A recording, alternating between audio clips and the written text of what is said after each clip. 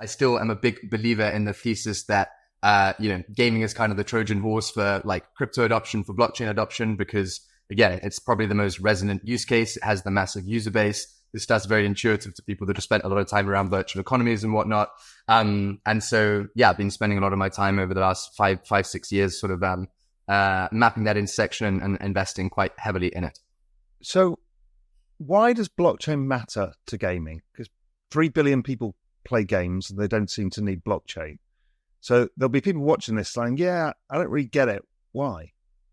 Yeah, I mean, my point is that I just think like the scale of these economies, basically, it obviously varies a lot by game, but any game that has a sort of like big secondary market, if we take some of the biggest games that most people will know, right, like Fortnite's or Call of Duty's, like especially around something like Fortnite, right, there's this massive like secondary market that exists, a gray market which isn't formally endorsed by the game creators at all, and transacts hundreds of millions of dollars per year, people trading accounts so that they can get access to certain skins and so on. Core to the thesis of the very simplistic implementation of crypto around games is the idea that when people have total transparency into the nature of these economies, they have robust assurances that, some limited edition rare item, that there actually is as few as they say there are. And also the ability to just, kind of like have transparency into market data.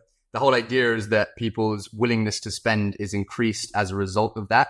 And that basically being able to capture value from fees off these marketplaces is going to become an attractive like source of revenue for games who currently now basically try and insulate as much as possible, sell as many items in a sort of like one-way capacity where you're really just sort of licensing the item. And so, the idea is that we can massively increase the scale of these economies by making them more, transparent and giving people, much better education around like this notion of, actually owning these assets. And so if we look at games like Counter-Strike Go, one of the reports that our research business did was showing that from 2019 to 2023, there was $32 billion of secondary market volume in Counter-Strike Go items, right? And a lot of that either happens in, again, these gray markets that I've described, kind of happens outside the game.